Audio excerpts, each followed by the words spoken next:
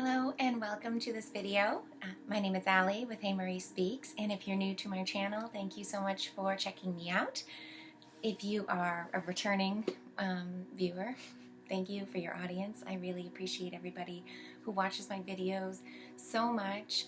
As titled, this video is discussing the unspeakable. And so what do I mean by that? First and foremost,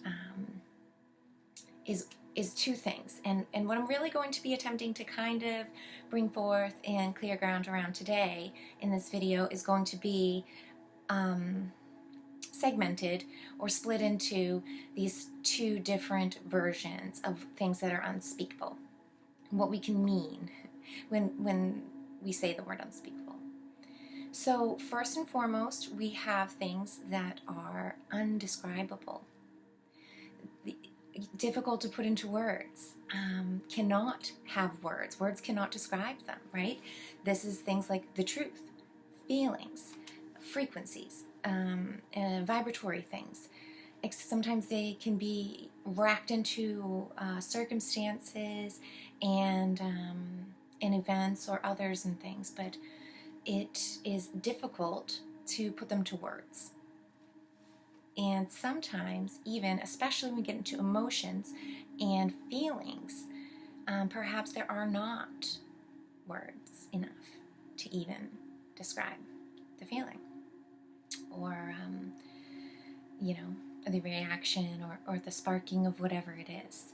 And also, another thing to do with is not just emotions, but sometimes it's pain or physical sensation, feelings of some sort. Also, like an energetic thing. It can be an intuitive thing more on a spiritual, intangible, electric kind of level.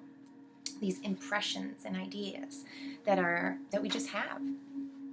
And sometimes these unspeakable things can be a knowing. I just know. I just have that. I just get it. That already clicked, bing, had it. It's stored in there. You don't know where it came from. You couldn't pinpoint it. You couldn't say this is my reference, or in a past life X, Y, and Z happened to me and I know this is here. Or you can't say, oh, well, I went to the Akashic and I found it in this place, go get it too. That kind of stuff doesn't work that way, right? So that's the first version of things that are unspeakable. That's the first kind of thing that people could mean, and I mean, in this video for saying, discussing unspeakable things. The second area of unspeakable terms is words that are restricted or not allowed or shouldn't be said. And this is a whole different bag of tricks, right? This is not something new, unique,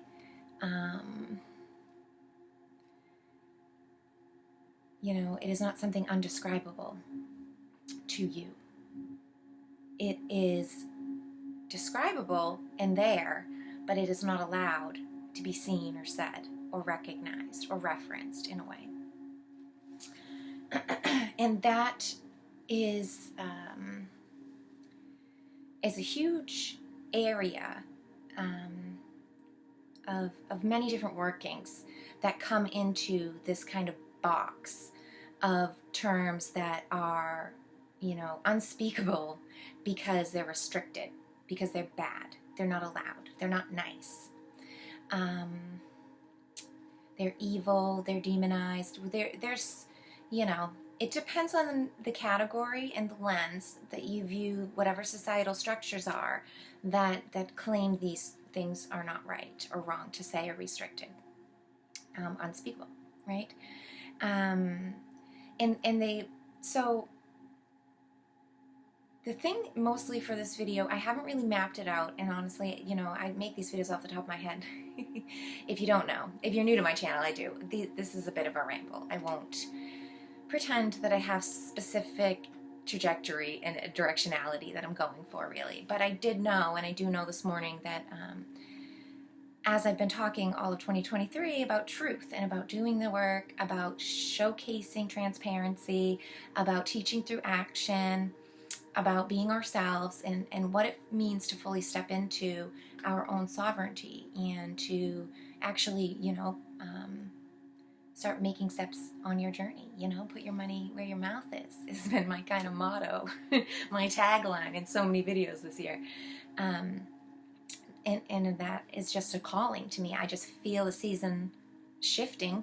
I feel the air of vibration of truth, of speaking truth, of just do it. Just get over it. Stop with the BS. And this I'm speaking to myself most certainly, first and foremost. And if you are like new to me, or maybe you're not very new, but you haven't listened to me talk about shadow work and understanding energy alchemy and things like sovereignty and self-love, these topics that are near and dear to my heart, and that they birthed my website. They led me into wanting to interact with others, wanting to share, wanting to express and be a beacon of originality and individuality and just self-love and self-care, and just having that as a neutral ground to be nice to yourself and nice to others because it feels good. That's it. No strings attached, no expectations of later, no, biases or judgments from before even, it's present moment, and to feel positive and good in your present moment, that's my intentions, and that's always been my workings behind everything that inspires me to share it and to make these videos and to put information on my websites and blogs and write and books and all these kind of things that I do to discuss my truth and to encourage others to discuss theirs too, right? Because that, at the end of the day, is what 2023 is about on an individual level and on a collective level. They run parallel, they're simultaneously reflection of each other. And it's kind of like, I'll say quickly to anybody who's ever done improv or any kind of theater or any kind of school, whatever it's called, I forget the word for it right now. Maybe it's just theater class. They have these exercises where you mirror somebody. I think psych might have you do this too. I forget. I might have learned this at college, actually, in a psych class.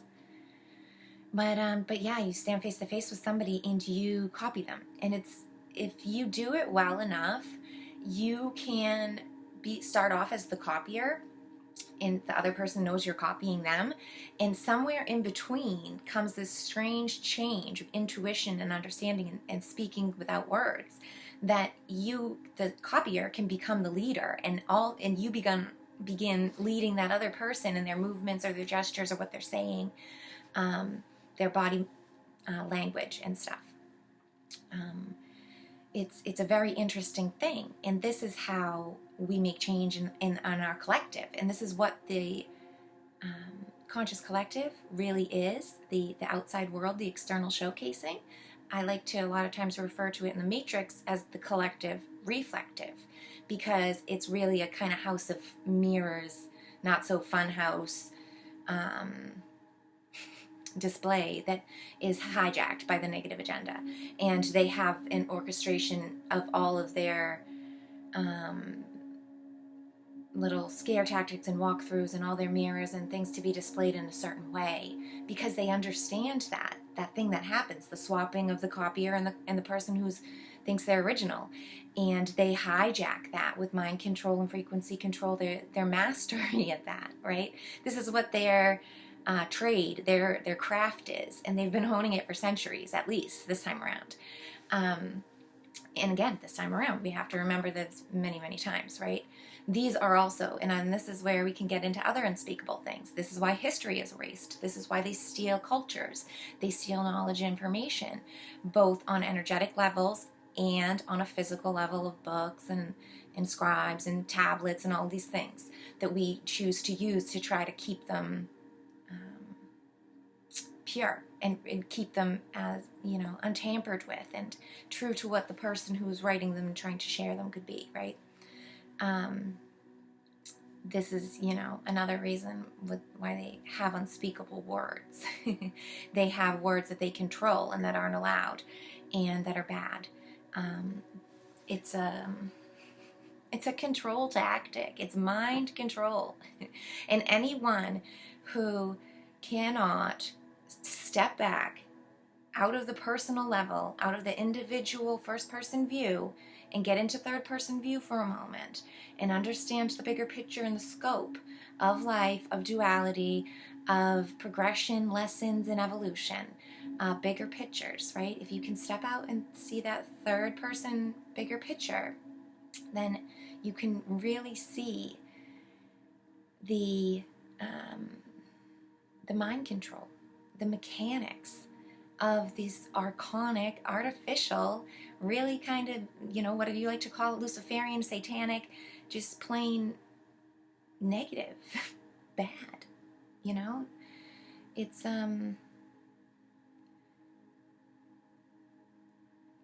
very interesting, and to wrap it back into my whole meaning here of unspeakable words and of what we're talking about, it's not me just running off on a tangent either, and it is a bit, but it also is a huge example and a working show of the greater dichotomy. It always comes back to this larger picture of how to view things, positively or negatively, light or dark. And when we look at the settings of unspeakable things and of words and of sharing information and of sharing truth and knowledge and wisdom, it's important, so important these days, that we remember to use this great filter of duality to assess and make conclusions about the way we're sharing information and the way we're taking in information and what kind it is, and whether we choose to align with the polarity of the frequencies that are happening. Because that, at the end of the day, to me, and is where the real value is at. This is another unspeakable thing, and I'll get in. I don't want to get sidetracked because I do want to talk about just the greater scope of things right now without diving into specifics. But unspeakable, undescribable things like the truth. It's not anything that you can even put words to confirm and express, because it's felt, and each one of us has the capability and has that function or mechanism, or whatever you want to look at it as, to assess and identify truth. And we really need to tap into that and listen to that and to know that and stop trying to relay things that are unspeakable to others, especially when it comes to those undescribable feelings like truth and knowledge and gnosis, alignment. Because when we feel something that's true and we just vibe with it and we know it's true and we go with it, there's energy interactions of positivity there, there's a growing there, and it has positive potential possibilities, a lot more than it has the negative potential possibilities within that. And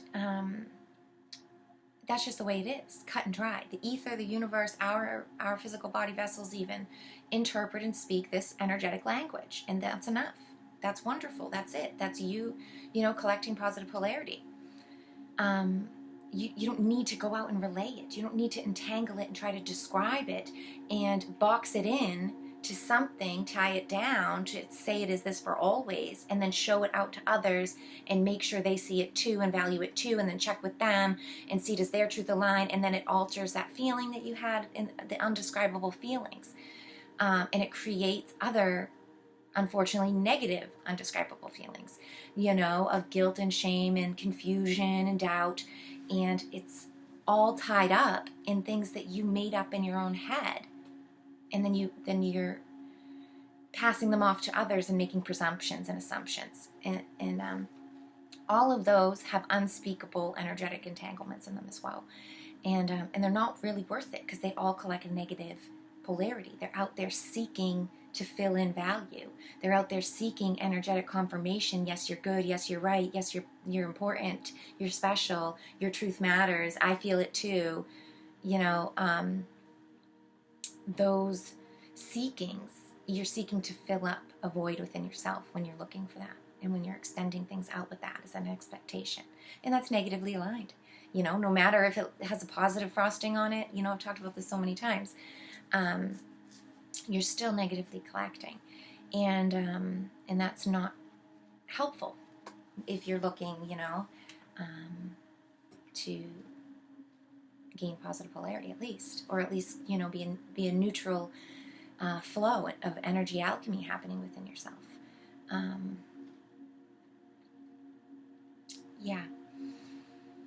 So, and this is where we can see the display and the proof in the pudding of the fact that restricted, negative words, having bad words, having these words that are tied up with negative feelings, are on that negative side of the scope. They are restrictive. They are controlling. They are seeking to tie down, to stagnate, to stiffen, and to lock in. And that on itself is negative.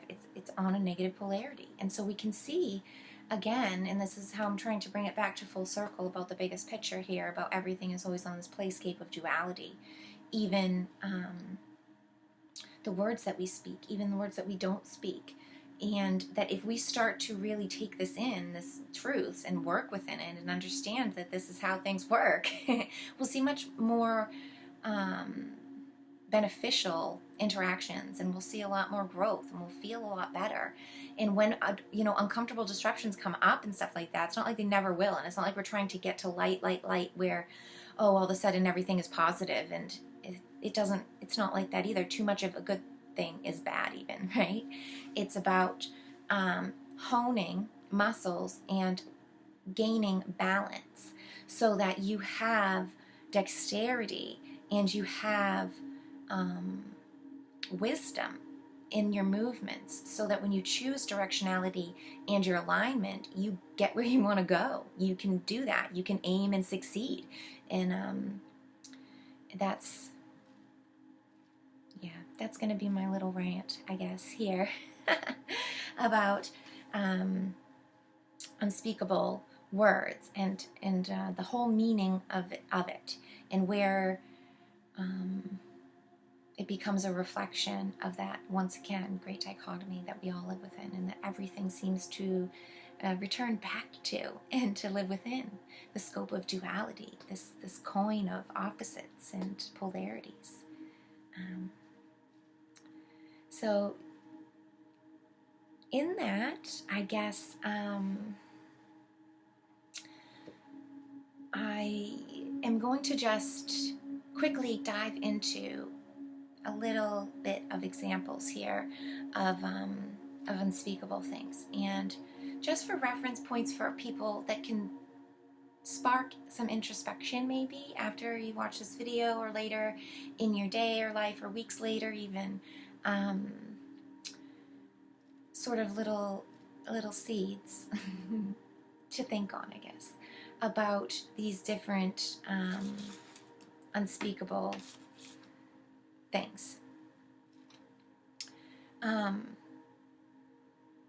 So unspeakable as in indescribable, right? That in itself looks when we set it on this great view, right? We've talked about it, to be positively aligned over here on the light side of the spectrum of duality. It has an honest undertone to it, and that is why, right? When we say things are unspeakable because they're indescribable, it has a freedom in it. There's exploration. There is a sense of curiosity and available examination immediately. When we say we don't have words to describe something, it leaves it up in that imagination space. It leaves it to be explored. It's asking for witness, discovery. There's a seeking of manyness in there, of possible potentialities, and that sparking of possible potentialities is like glittering in the dark of the void, and it's asking for you to go closer to it and discover it and examine it. It's such a beautiful metaphor to our wonderful sky that we see out there, the heavens at night, right? It's glittering wisdom of bodies of knowledge out there, plasma entities, whole entire social memory complexes of things out there that are seeking definition, that have greater definition the closer that you get to them as well. Now, this is important to remember, and this is what I'm going to talk about, to take it down into layers, right? Just like we could see we're counting from 1 to 3, and the 2 is the middle, and then we get to 3, right? It's very easy when we pull back on say like a ruler or whatever, you can see 1, 2, and 3, and the 2 is going to be cut in the middle. And so we've declared this 1 inches, 1 to 2, as the light side, and that we're going to look at unspeakable, undescribable as the light side of the coin, right? And then we have 2 to 3, which is the dark side of the coin, the negative polarity, and that's going to be the unspeakable because they're restricted, because authority says so, right? Unspeakable, defined as do not talk, do not speak them. I'm looking for like a better word to say that, but I'll probably look back at this video with like a great vocabulary word and be like, I should have said this word, but whatever. Anyways, so like that, we see 1 to 2, and we can call it light and dark. But then when we now turn our focus to the great 1 to 2 inch mark, or the light side, and we're talking about undescribable words, right? Unspeakable words because they're undescribable. At first it might look like, okay, it's all a shading of light. But when we look at it, it's a gradient as well. It has its own sitting dichotomy inside of it that is there with those sparkles and sprinkles, asking if need be. If intention is out there, it's asking for attention. And like magnetics, polarity is calling it to be discovered, to be identified, to be counted, to be recognized. Because you have looked at now the big picture, zoomed your lens in to the 1 to 2, and now all of a sudden, you notice it's 1, 1.1, 1.2, 1.3, 1.4, 1.5, 1.6, 1.7, all right? And you say, wow, actually 1.5 now becomes the splitting of the half and the half. And we have inside of there a scope to look at that is light and dark, because there are undescribable, unspeakable words, things that are undescribable because they're painful, because they hurt, because words can't express the depth of pain, of remorse, of suffering, right? And that in itself, bam, beautiful example of the never-ending discovery of manyness, and of the great knowing, the unspeakable truth that they're 2 sides of a coin, but they're the same coin, and that it has a purpose in it. And it's not to say this side is right, this side is wrong, but to pull back and then say, wait a minute, also this side is right and this side is wrong. And then to see and know that they're a whole, and that there's great working and knowledge and worth in being able to do that. And so And so, yes, we get into, the duality of that. And then you have that exploration to do, if it's calling and if it's seeking and it might even bring you down into way more depth than just 1.1, 1.2, all the way through 1.9 to 2. It might take you into 1.0001, and you're on a scope like that. There's depth for you and worth in all of that, to do all of that.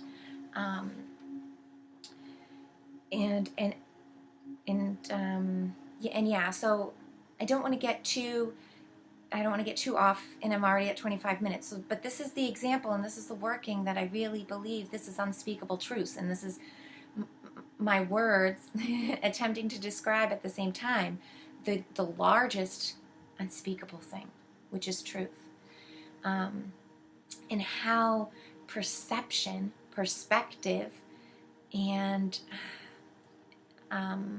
focus play huge roles. They make it.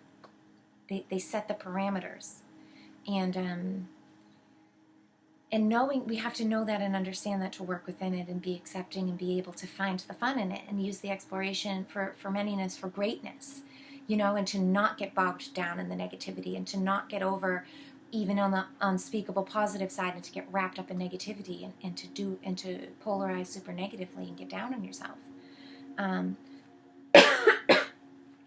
Because another thing about unspeakable truth and unspeakable information is the unspeakable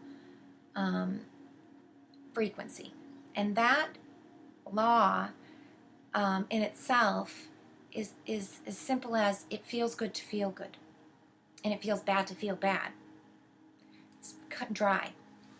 And there's no explanation to it. It's just that's how it is. And if you can accept that, and then accept bravely enough for yourself, to be courageous enough to love yourself enough to say, I choose to feel good because it feels good, then you'll find an anchor in all of your work, in all of the reflections, all the seeking that you do in the manyness, and diving down into all these layers of comparisons and peeling apart, and underneath it all, you will always come back to it's all one. You will always come back to the bigger picture, seeing and remembering that you're holding a coin. Yes, one side is dark. Yes, you're on the dark side right now. Or yes, this side is light, and yes, you're on the light side. But there's great value on this other side. But there's great knowledge on this other side. But I have my strongest companion and antagonist, protagonist on the other side, right? My strongest, I can't even think of the word right now. But that's okay. But yes, so it's unspeakable, it's hard to describe, right? But there's just a knowing in that. And when we accept our truth and our knowing, and we know that, and we go with it, you'll see great doors opening for you. You'll see, fluid movement. You'll travel through your life and your experiences easier and better. You'll get better results. And isn't that the whole point of it? When we look at it, and we peel all the layers back, and we look at the big picture, of course that's the point of it. And when you stop and think of it, your life as a big picture, would you really want to spend your whole life enslaved and feeling a bunch of negative emotions and sluggishly trudging through the motions and feeling like apathetic, or feeling depressed, or feeling even like spiteful or angry or hateful or rageful even? Or would you rather look back at your life and know, oh yeah, I enjoyed my life. I grabbed, the reins, and I did what I felt was the best thing in the moment every time, and I did, what I felt called to do and felt called to explore and seek for myself, because I had, a calling. I felt good about things,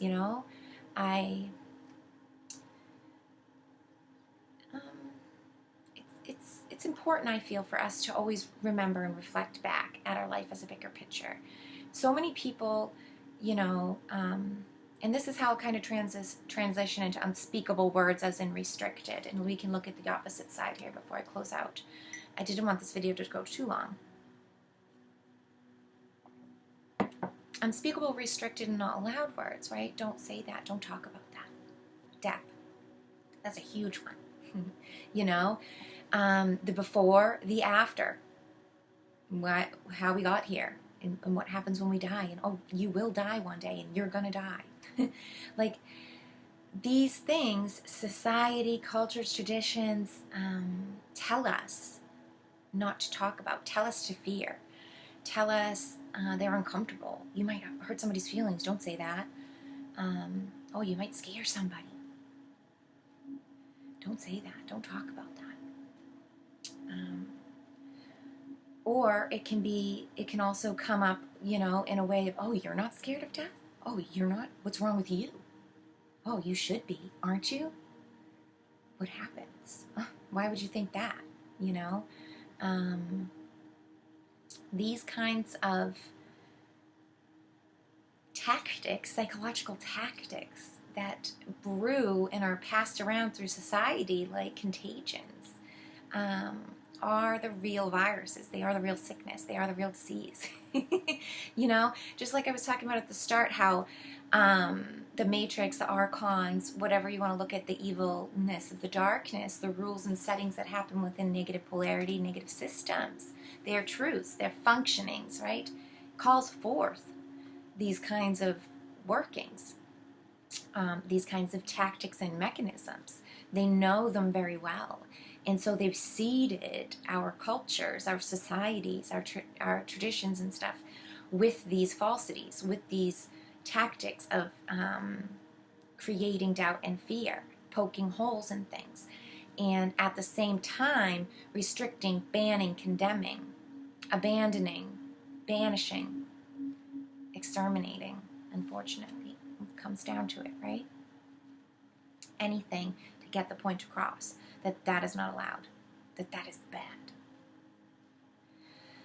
And that in itself, right, if we were really using our beautiful truth meters, or we were shining our beacon of light, we would say, wait a minute, bad is bad. And so if you are responding to bad with more bad to condemn or banish or exterminate as consequence to that, it actually is just creating more polarity of negativity.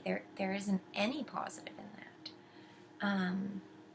And so to me, it does not ring to truth. It doesn't reverberate unconditional love. And so it doesn't, you know, align with the great truth, the one truth, that we are all one, and that this is all one, and that the Creator beforehand has created this of fractal reflections of itself, you know? And so we should know that's a lie, that's a distortion right away, and we should be recognizing what it is and calling it for what it is and standing in our truth and saying, I don't accept that. That's not the best response. That's a terrible response. Actually, you're bad too. You know, you're negatively aligned as well. Let's, you know, bring in positivity to help balance. But this is why, you know, they hijacked the atmosphere here and have implanted their kind of playscape and then fueled it with a negative overall homeostasis, you know, to ensure that their transactions, all transactions within the system, are aligned to slightly negative or greatly negative, so that they can actually be used as currency within the system. And that's a great metaphor for everything and for all of life and for their little fiat physical structures as well. And this is why it's so important, and they have these this inversion of the unspeakable, and then they say you can't speak these things, you know. And this is again why, when we look back at the counting from 1 to 3 and the great splitting of our big picture of dark and light, that these do not speak words, the restricted words, sit in a negative polarity in general, and that they do hold the space of the great duality of the negative polarity there, because no matter what, even if you're telling somebody not to do something for their good, you're still restricting them. You're still telling them what to do. You're not letting life evolve on its own. You're not letting them discover truth for themselves, encouraging their own discovery of truth in their own individual way. You're telling them truth is this way because I see it this way. Now be a cookie cutter version of me. And that's not right. And if you missed my talk about my little short about that I took from a longer discussion, but about what God is and the shape of the heart, right?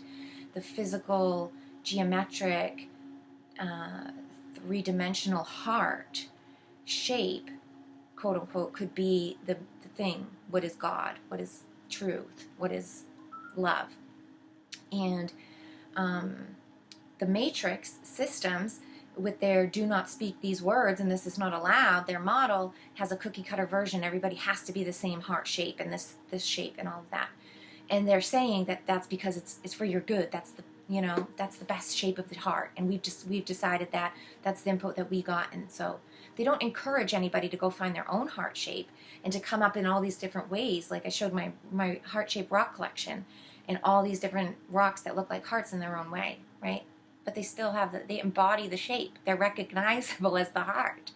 And if we allowed people to discover truth in their own way, we would notice the pattern would evolve on its own, just like math evolves on its own. That what's the word for it? Fractals with the triangles. I forget his name. I think it may be a Eastern European name, Russian, German, maybe, I forget.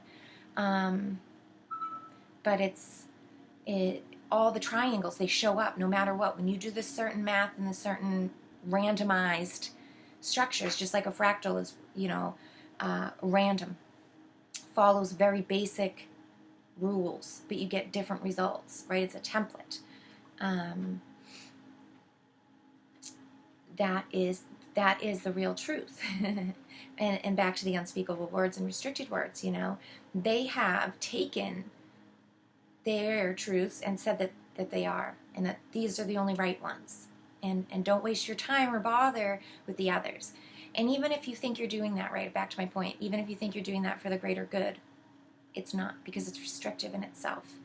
And if we could remember that great measurement, pulling back to the largest scope that we can as human beings in our conscious awareness, and seeing unspeakable words on this great dichotomy, and realizing, well, every single structure, every handed down, rewritten, transcribed, and published versions of man-made writings all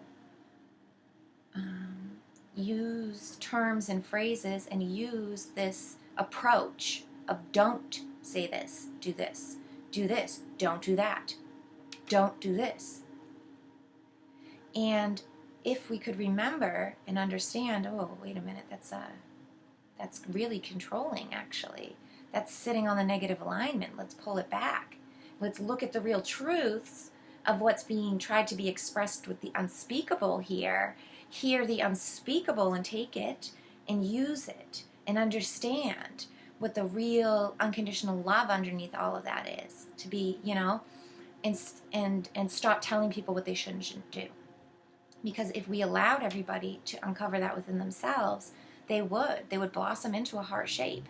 It's not going to be the shape that's same as yours, and it isn't not going to be all the same, what you expected even, what you think the parameters should be for them. And that's why, when I look at things like anything of a standardized dogmas or ideologies, or presented within the matrix ways to think, ways to be, ways to interact, with rules and badges to put on, or a little coat to wear, a little virtue signal to go along with it, encouraging you to identify only others who are doing that as well, and to do something else to the ones who don't. That in itself has a great Luciferian kind of controlling mechanism over it. And it's a sleight of hand trickery that they are so good at, that they have done.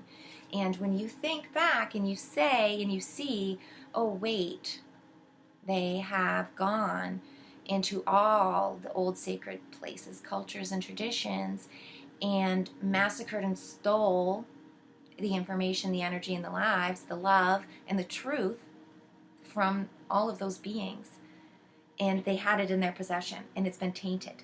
And they rewrote it, they realigned it, they seeded and took out whatever they wanted to, and added in specifically control mechanisms in there to, once it was returned to you, to be of a negative orientation. And that's the proof in the pudding right there, with the thou shalt not, thou shalt. That is it to me. That's the proof is in the pudding when you go back and look at all of the libraries they burned and all of the people they burned over time, place to place to place, culture to culture, grabbing the truths, grabbing the love, grabbing anything of substantiality from these different hues of man, the sacred originals. And this is a cycle, and this has happened many times, many times, many times. So to think that in today's present time, that anything that you're being given and shown, portrayed within the matrix, in systems out there in communities that are controlled by negative alignments in this reality, to think that those are pure and untainted and gifted, untainted by man's hand and the archonic mind control structure that we're all living under, I think is foolery.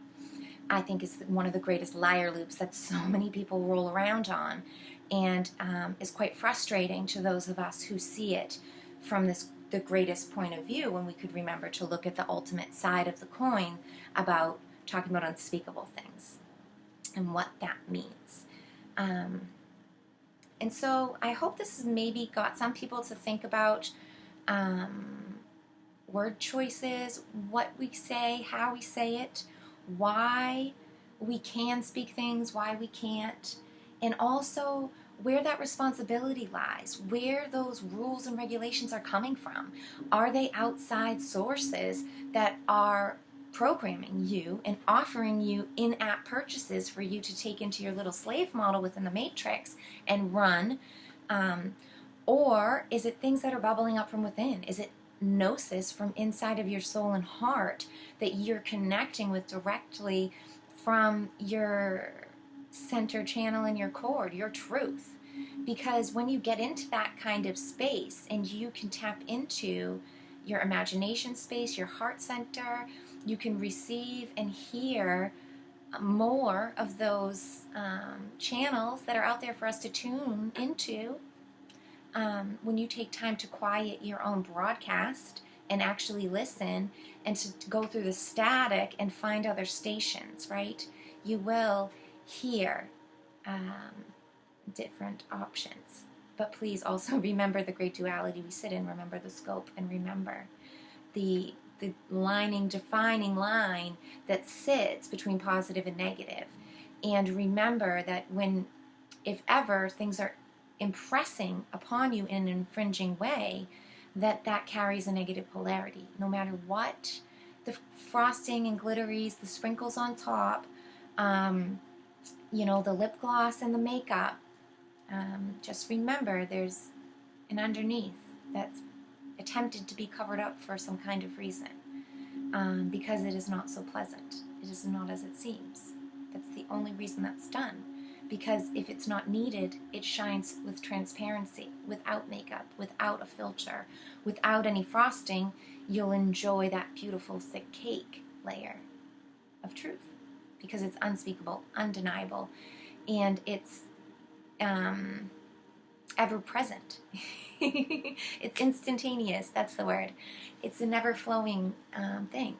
And when you get into that, and when you know that, even when you are in imagination space, when you get out into the conscious collective, when you're trying to tune and listen to static and gain other awareness of other channels, so to speak, out there, you'll never compromise your antenna. You will never be overtaken or be infringed upon, because you'll have a rebound. You have a filter and a protection around you when you grow this knowledge, and when you seek positive for the highest good and for your highest good, and when you have self-love and you've worked on the reflecting out self-love, because it works like a great rebound barrier for things that are for shadows or negativity. Won't want to approach you really, unless certainly unless it's called towards you for lessons and things, but that's a whole different story, and that's a whole different working of the mechanisms on a greater level. But just to understand, because I know many people out there are feeling a worry or a fear of going inwards, of listening to intuition and your soul and yourself, and knowing that you do know your highest good, and that you are fueled by love, and that you are bestowed with a great, wonderful gift. Whether you believe it comes from actual God in the clouds, whether you believe it comes from Source or Mother Earth or any great observer out there, or if it comes just sporadically out of, conscious alignments, whatever the case might be, it doesn't even matter at this point. But it's that you have the gift here, that you've been given it, and that you accept it for what it is, a positive chance of exploration for yourself, to discover newness and manyness for your own liking. And when you do that, and when you have that approach and you practice it, and you seek outside into imagination space, you will get great responses out there. You'll get more positively aligned things, because nothing can actually hurt you unless you're crying out to be hurt by, your subconscious shadow is screaming out, playing around with every time you're going in the static, and every time you're seeking for a channel, your shadow, right when you turn your eye back to close your eyes and meditate and focus on the silence, while your shadow's turning the knob again and crying out for what it wants, actually, because you've shushed it up and compartmentalized it. Because you're scared of yourself, because society tells you those things are bad and don't talk about them, because you're fearful, because you think that the great man in the sky thinks people are bad and is going to condemn you, or worse, you think that you're going to die and just be gone, and this is it, and only this right now only even matters, and that it's all for nothing. Those kinds of feelings, if you go into seeking externally in a meditative sense, or in a channel sense, or in the imagination space, you're going to be confronted with a lot of things on that negative shadowed side of the spectrum. You're going to be getting a lot of input that is negatively aligned, and furthermore, and even worse, if you're holding a state of victimhood, you have a frequency of enslavement, and you're out there looking for masters or tyrants or someone to hold your reins, your chains for you, tell you which way to go and that you're safe and good. Well, there's a lot of beings out there who are looking for that, who are always out seeking that, because the negative alignment, negative polarity is always needs more. It's never fulfilled. It's always creeping its little claws out just on the peripheral of things, trying to just sneak what it can, just little bits, any bits that it can sneak without fully being seen in the light. So that's my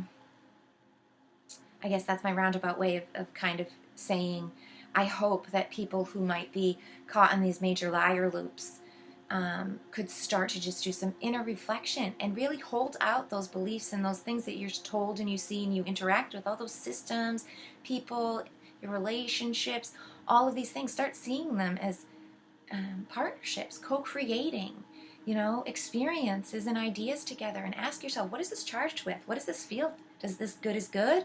Good feels good? Or is this bad feels bad?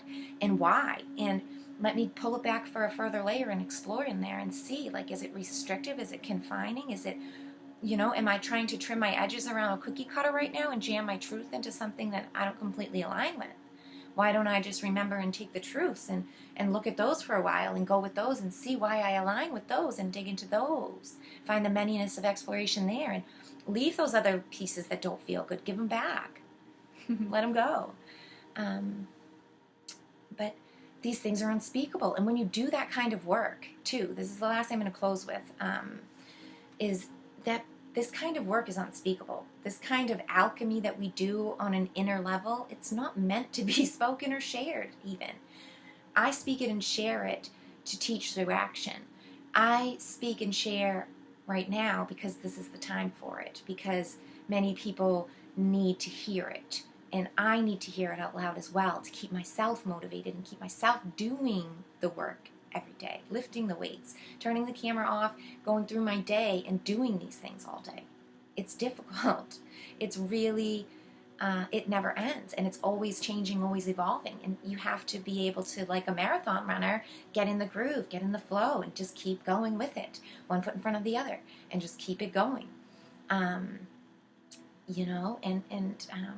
so I'm speaking to myself as I'm speaking to all of you, right? This work in the gaining of muscle, it's unspeakable, and yet at the end, it speaks for itself. The proof's in the pudding, because you make it to the end. You win the marathon, or you just cross the finish line of the marathon, or the metaphor of in the gym, right? You start off flabby, overweight or whatever, and you don't have to tell people you're going to the gym. You don't have to get on and say, I did 10 push-ups today, I did this today, I did this today. When you go every time in 2 or 3 months, even in 1 month for some people, bam, proof's in the pudding. You see it. Others see it. They see you look skinnier. Oh, you look great. You're glowing.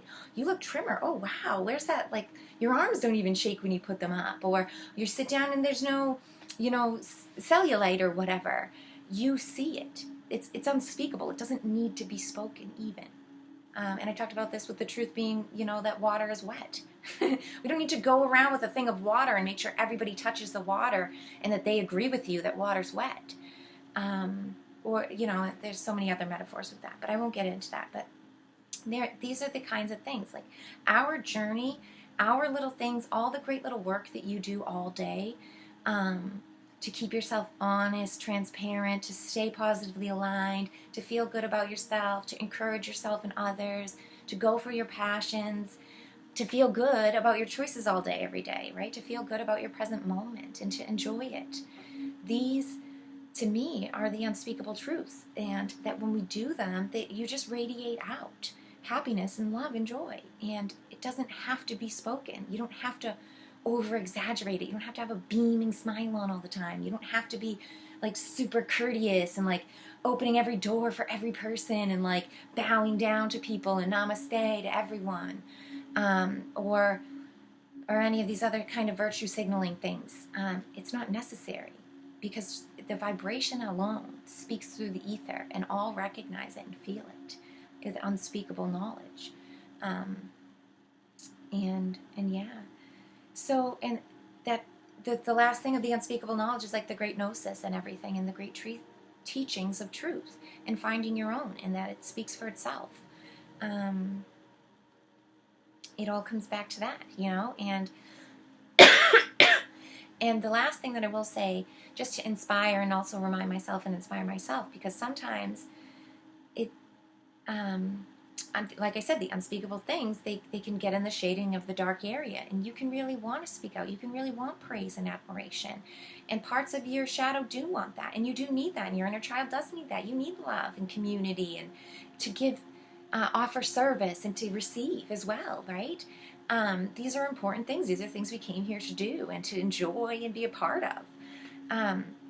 But to remember and understand that the first and only, the foundation, the unspeakable things that we do all day that we can't tell others about, our inner self, our inner journey, that space, the crucial beginning, is your little gem, your fractal source of God.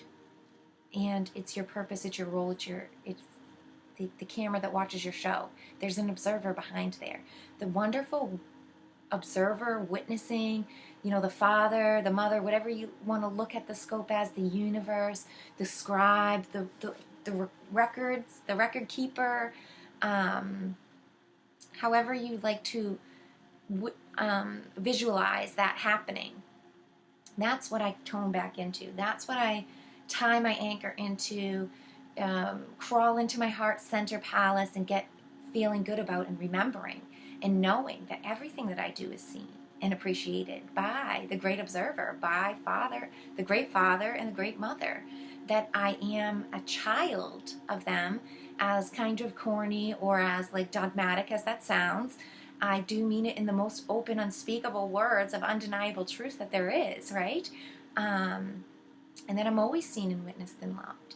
And that every little accomplishment that I make, every time I pick myself up, every time I brush myself off, every time I do that little inner working of alchemy, of shadow and light work, every time I do a little introspection to ask myself, oh, why is this thing responding to me like that? Why did I respond like that?